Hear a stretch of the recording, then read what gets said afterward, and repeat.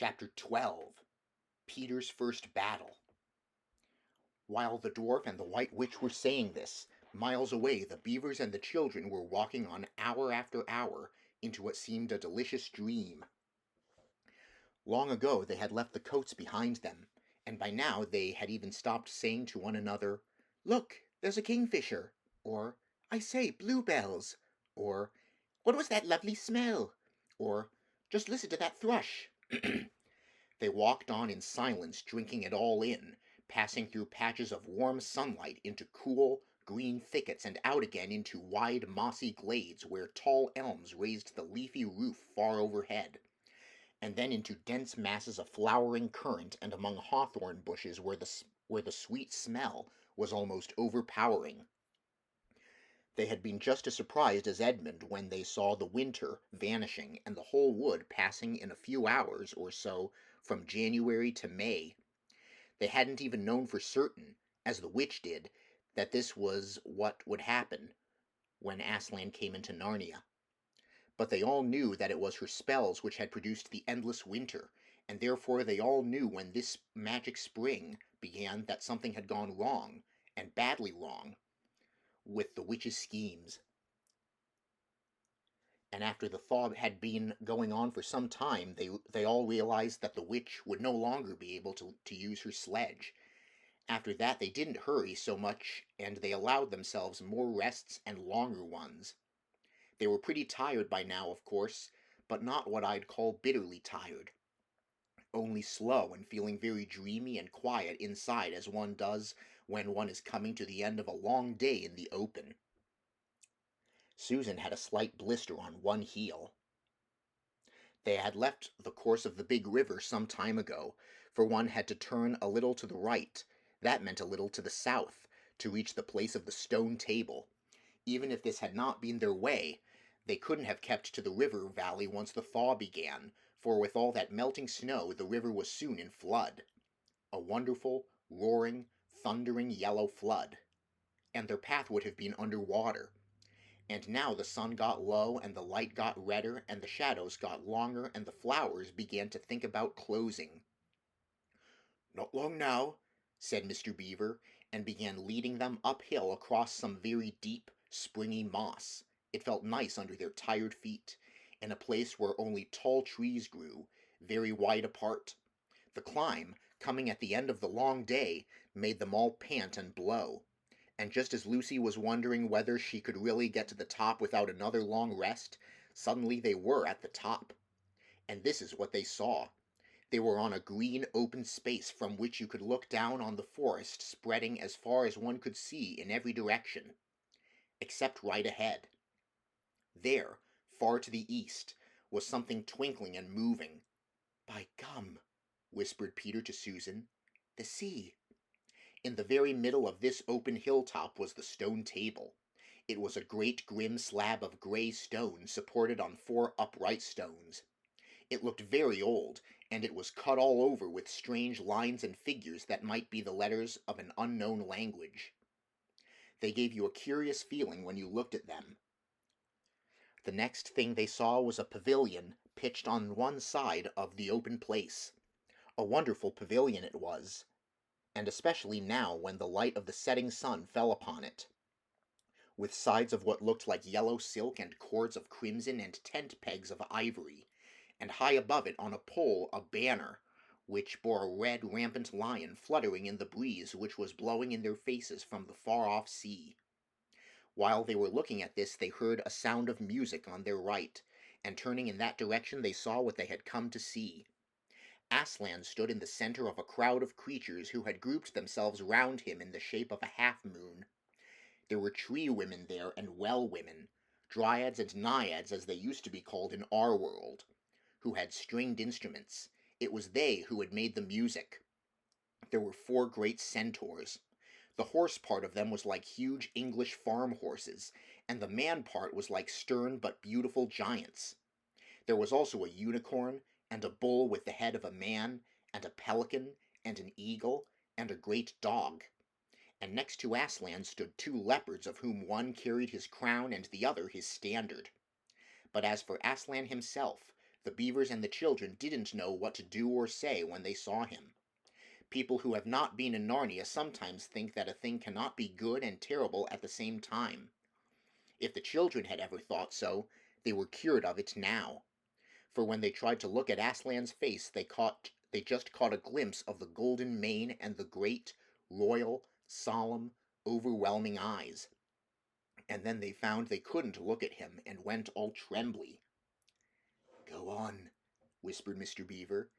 "No," whispered Peter. "You first." "No sons of Adam before animals," whispered Mr. Beaver back again. "Susan," whispered Peter, "what about you?"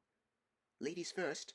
"No, you're the eldest," whispered Susan, and of course the longer they went on doing this, the more awkward they felt. Then at last Peter realized that it was up to him. He drew his sword and raised it to the salute, and hastily saying to the others, "Come on, pull yourselves together," he advanced to the lion and said, "We have come, Aslan." "Welcome, Peter, son of Adam," said Aslan. "Welcome, Susan and Lucy, daughters of Eve. Welcome, he-beaver and she-beaver." His voice was deep and rich, and somehow took the fidgets out of them. They now felt glad and quiet, and it didn't seem awkward to them to stand and say nothing. "But where is the fourth?" asked Aslan. "He has tried to betray them and joined the White Witch, O Aslan," said Mr. Beaver. And then something made Peter say, "That was partly my fault, Aslan. I was angry with him, and I think that helped him to go wrong." And Aslan said nothing either to excuse Peter or to blame him, but merely stood looking at him with his great unchanging eyes. And it seemed to all of them that there was nothing to be said. "Please, Aslan," said Lucy, "can anything be done to save Edmund?" "All shall be done," said Aslan. "but it may be harder than you think." And then he was silent again for some time. Up to that moment Lucy had been thinking how royal and strong and peaceful his face looked. Now it suddenly came into her head that he looked sad as well. But next minute that expression was quite gone. The lion shook his mane and clapped his paws together. Terrible paws, thought Lucy, if he didn't know how to velvet them, and said, "Meanwhile, let the feast be prepared. Ladies, take these daughters of Eve to the pavilion and minister to them." When the girls had gone, Aslan laid his paw, and though it was velveted, it was very heavy, on Peter's shoulder, and said, "Come, son of Adam, I will show you a far-off sight of the castle where you are to be king." And Peter, with his sword still drawn in his hand, went with the lion to the eastern edge of the hilltop. There a beautiful sight met their eyes. The sun was setting behind their backs. That meant that the whole country below them lay in the evening light. Forest and hills and valleys and, winding away like a silver snake, the lower part of the great river. And beyond all this, miles away, was the sea, and beyond the sea the sky, full of clouds which were just turning rose color with the reflection of the sunset. But just where the land of Narnia met the sea, in fact, at the mouth of the great river, there was something on a little hill, shining. It was shining because it was a castle, and of course the sunlight was reflected from all the windows which looked toward Peter and the sunset, but to Peter it looked like a great star resting on the seashore. "That, O man," said Aslan, "is Cair Paravel, of the 4 thrones, in one of which you must sit as king. I show it to you because you are the firstborn, and you will be high king over all the rest." And once more Peter said nothing, for at that moment a strange noise woke the silence suddenly. It was like a bugle, but richer. "It is your sister's horn," said Aslan to Peter in a low voice, so low as to be almost a purr, if it is not disrespectful to think of a lion purring. For a moment Peter did not understand.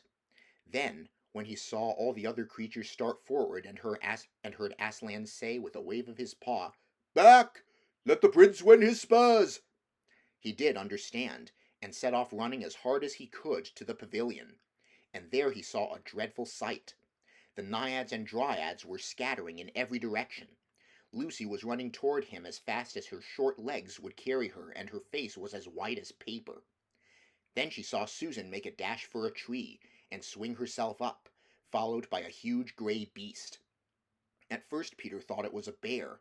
Then he saw that it looked like an Alsatian, though it was far too big to be a dog.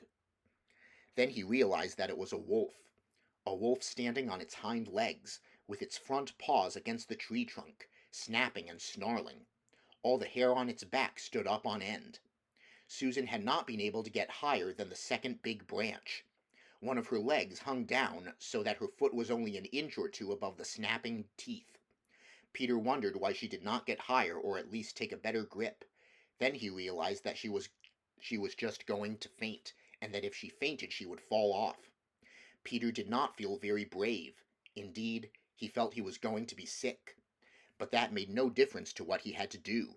He rushed straight up to the monster and aimed a slash of his sword at its side. That stroke never reached the wolf.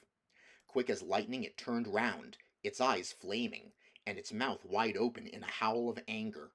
If it had not been so angry that it simply had to howl, it would have got him by the throat at once.